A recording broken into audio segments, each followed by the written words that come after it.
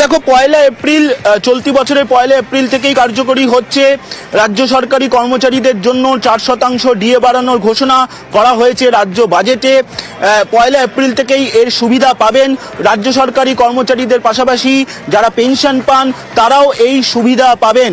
এবং তুমি জানো যে এই বাজেটে যেটা বলা হচ্ছে, রাজ্যের আর্থিক বিভিন্ন জায়গা থেকে প্রতিকূলতা আসছে, কেন্দ্র টাকা দিচ্ছে না, কিন্তু তবুও সরকারি কর্মচারীদের জন্য রাজ্য সরকার তাদের পাশে রয়েছে এবং সে তাকে মাথায় রেখেই এই অর্থাৎ 2025 অর্থবর্ষে 2025-26 অর্থবর্ষে রাজ্য সরকারি কর্মচারীদের জন্য আরও 4% ডিএ বাড়ানোর কথা ঘোষণা করা হলো আজ রাজ্য বাজেটে।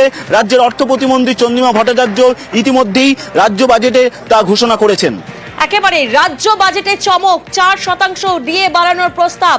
তার ফলে এবার থেকে 18% ডিএ পাবেন সরকারি কর্মীরা। এই বছরেরই এপ্রিল মাস থেকে কার্যকর হবে। আরো একবার আপনাদেরকে জানাবো, রাজ্য বাজেটে বড় চমক, 4% ডিএ বাড়ানোর প্রস্তাব। এর ফলে এবার থেকে 18% ডিএ পাবেন সরকারি কর্মীরা। এই বছরেরই এপ্রিল মাস 1 এপ্রিল থেকে কার্যকর হবে। 26-এর ভোটের আগে শেষ পূর্ণাঙ্গ বাজেট, জনমুখী প্রকল্প থেকে বিভিন্ন দিকে নজর ছিল কোন কোন খাতে বরাদ্দ কত হচ্ছে। তবে এই বাজেটের সব থেকে বড় চমক 4% ডিএ বৃদ্ধি। পাশাপাশি আমরা নজর রেখেছি পথশ্রী প্রকল্পের জন্য বরাদ্দ করা হয়েছে 1500 কোটি টাকা।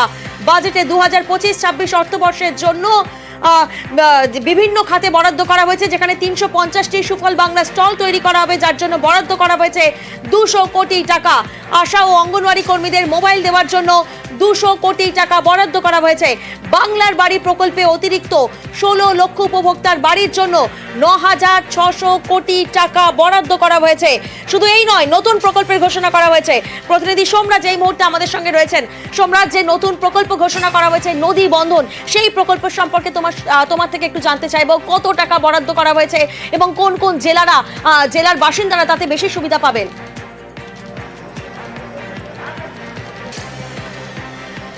দেখো, মূলত নদী তীরবর্তী যেসব এলাকার বাসিন্দারা রয়েছেন তারা মূলত এই প্রকল্পের সুবিধা পাবেন। এবং এই যে প্রকল্প নদী বন্ধন, এই প্রকল্পের জন্য রাজ্য সরকার প্রাথমিকভাবে 200 কোটি টাকা বরাদ্দ করেছে। যে জেলাগুলি মূলত নদীমাতৃক সেই জেলাগুলিতে এই প্রকল্প শুরু হবে রাজ্য বাজেটে, তেমনটাই প্রাথমিকভাবে জানানো হয়েছে। পাশাপাশি যেটা আরও একটি গুরুত্বপূর্ণ বিষয়, সেটা হচ্ছে গ্রামোন্নয়নকে বিশেষভাবে গুরুত্ব দেওয়া হচ্ছে এই রাজ্য বাজেটে। তার কারণ পথশ্রী 4, এই পথশ্রী 4-এর জন্য 1500 কোটি টাকা রাজ্য বাজেটে বরাদ্দ করা হলো। তুমি জানো, প্রধানমন্ত্রীর গ্রাম সড়ক যে যোজনা রয়েছে সেই প্রকল্পে কেন্দ্র টাকা বন্ধ করে দিয়েছে এবং তার জন্য রাজ্য সরকার এই পথশ্রী প্রকল্প শুরু করে, অর্থাৎ গ্রামে গ্রামে নতুন করে রাস্তা তৈরি করার এই প্রকল্প শুরু করে রাজ্য সরকার। এবং তার মধ্যে ইতিমধ্যেই পথশ্রী 3 পর্যন্ত কাজ রাজ্য সরকার করে ফেলেছে। এবার এই পথশ্রী 4-এর জন্য রাজ্য সরকার 1500 কোটি টাকা অর্থ বরাদ্দ করেছে। নিঃসন্দেহে 2026-এর বিধানসভা নির্বাচনের আগে এই পথশ্রী প্রকল্পে প্রায় 1500 কোটি টাকারও বেশি বরাদ্দ যথেষ্টই তাৎপর্যপূর্ণ এবং এক্ষেত্রে অবশ্যই গ্রামোন্নয়নকে যে বিশেষভাবে গুরুত্ব দেওয়া হচ্ছে, অন্তত এই বাজেট তেমনটাই ইঙ্গিত দিচ্ছে। একেবারেই বাড়লো 4% ডিএ। আরো একবার আপনাদেরকে জানাবো, 26-এর ভোটের আগে শেষ পূর্ণাঙ্গ বাজেট, রাজ্য বাজেটে চমক, 4% ডিএ বাড়ানোর প্রস্তাব। এর ফলে এবার থেকে 18% ডিএ পাবেন সরকারি কর্মীরা। পাশাপাশি বাংলার বাড়ি প্রকল্পেও কত লক্ষ উপভোক্তা, সেখানে কি কি বরাদ্দ করা হয়েছে, প্রতিনিধি সোমরাজ আমাদের সঙ্গে রয়েছেন। সোমরাজ, তুমি প্রত্যেকটি প্রকল্প এবং প্রত্যেকটি ঘোষণা আমাদের দর্শকদেরকে একটু ইলাবোরেটলি বোঝাচ্ছ। সেক্ষেত্রে বাংলার বাড়ি প্রকল্পের জন্য কি বরাদ্দ রয়েছে?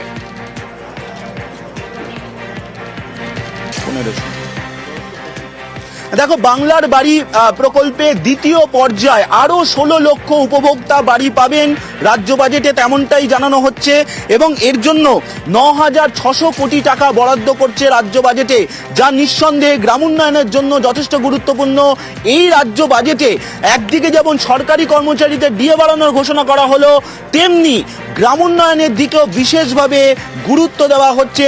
তুমি দেখলে পথশ্রী প্রকল্পেও যেমন অর্থ বরাদ্দ করা হচ্ছে 1500 কোটি টাকা, তেমনি বাংলার বাড়ি প্রকল্পে দ্বিতীয় পর্যায়, তুমি জানো ইতিমধ্যে প্রথম পর্যায়ে লক্ষ উপভোক্তা তারা প্রথম কিস্তির 60,000 টাকা পাচ্ছেন। ইতিমধ্যেই সেই প্রক্রিয়া শেষ হবার দিকে। এবার দ্বিতীয় পর্যায়ে ডিসেম্বর মাসে রাজ্য সরকার ফের এই 16 লক্ষ উপভোক্তাকে টাকা দেবেন, যারা দীর্ঘদিন ধরে আবাসের অপেক্ষা, ঘরের অপেক্ষায় রয়েছেন। প্রধানমন্ত্রী গ্রামীণ আবাস যোজনার টাকা কেন্দ্র দীর্ঘদিন ধরে বন্ধ করে রেখে দিয়েছে এবং তার মুখ্যমন্ত্রী মমতা বন্দ্যোপাধ্যায় তারপর ঘোষণা করেছিলেন যে রাজ্য সরকার নিজের টাকাতেই বাড়ি দেবে যারা দীর্ঘদিন ধরে এই তালিকায় রয়েছেন। এবং তারপর ইতিমধ্যেই 12 লক্ষ উপভোক্তা তারা টাকা পাচ্ছেন, প্রায় এই প্রক্রিয়া প্রায় শেষের দিকে। এবং দ্বিতীয় পর্যায়ে ডিসেম্বর মাস থেকে আরো 16 লক্ষ উপভোক্তা প্রথম কিস্তির 60,000 টাকা পাবেন। অর্থাৎ বিধানসভা নির্বাচনে 2026-এর বিধানসভা নির্বাচনে ঠিক আগে বাংলার বাড়ির দ্বিতীয় পর্যায়ে 16 লক্ষ উপভোক্তা প্রথম কিস্তির 60,000 টাকা করে পাবেন। রাজ্য বাজেটে তেমনটাই জানানো হয়েছে। একেবারেই উপভোক্তার বাংলার বাড়ি প্রকল্পে অতিরিক্ত 16 লক্ষ উপভোক্তার বাড়ির জন্য 9,600 কোটি টাকা বরাদ্দ করা হলো। সোমরাজ, আরো একটি বিষয় তোমার থেকে জানবো। আমরা দেখেছিলাম এবারের ভোটে বিভিন্ন দলের তরফ থেকে ঘাটাল মাস্টার প্ল্যান নিয়ে বিভিন্ন তরজা হয়েছে। সেই ঘাটাল মাস্টার প্ল্যান নিয়ে কত কোটি টাকা বরাদ্দ হলো?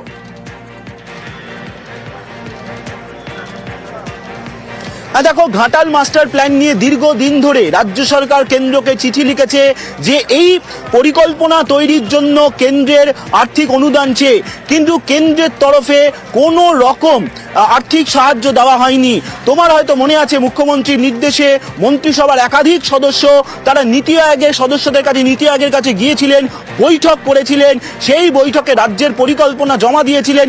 কিন্তু তারপরেও ঘাটাল মাস্টার প্ল্যান নিয়ে কোনো সদুত্তর আসেনি কেন্দ্রের কাছ থেকে। তারপরেই মুখ্যমন্ত্রী মমতা বন্দ্যোপাধ্যায় ঘোষণা করেছিলেন যে রাজ্য তার নিজের টাকাতেই ঘাটাল মাস্টার প্ল্যান পরিকল্পনা এবং তার বাস্তবায়ন করবে। এবং সেই পরিপ্রেক্ষিতে ইতিমধ্যেই রাজ্য সরকারের তরফে 100 কোটি টাকারও বেশি টাকা বরাদ্দ করা হয়েছিল গত অর্থবর্ষে, কিন্তু এবছর ঘাটাল মাস্টার প্ল্যানের জন্য 500 কোটি টাকা বরাদ্দ করলো। নিঃসন্দেহে এই ঘাটাল মাস্টার প্ল্যানের কাজ ইতিমধ্যেই শুরু হয়ে গিয়েছে। তুমি জানো এই ঘাটাল মাস্টার প্ল্যানকে কিভাবে বাস্তবায়িত করা হবে তার জন্য সেচ দপ্তরের আধিকারিকরা দফায় দফায় বৈঠক করেছেন।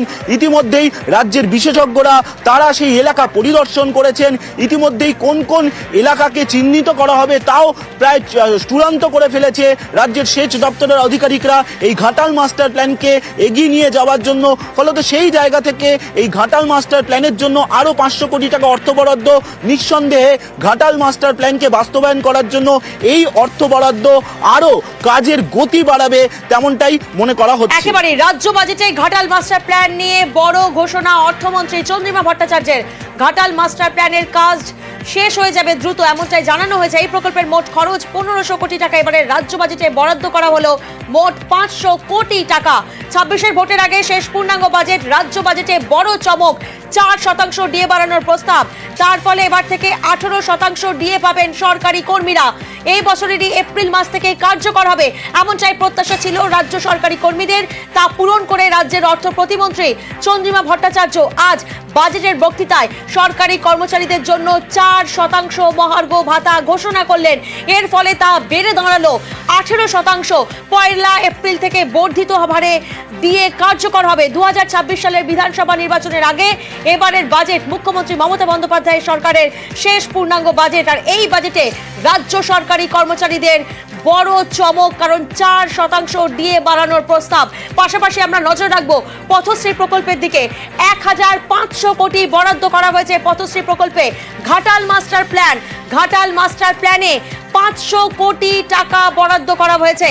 অন্যদিকে নদী ভাঙন রোধে 200 কোটি বরাদ্দ করা হয়েছে। নদী কেন্দ্রিক এলাকায় নদী বন্ধন প্রকল্প, বাংলার বাড়ি প্রকল্পে আরো 16 লক্ষ উপভোক্তা, অতিরিক্ত 9,600 কোটি টাকা বরাদ্দ করা হয়েছে।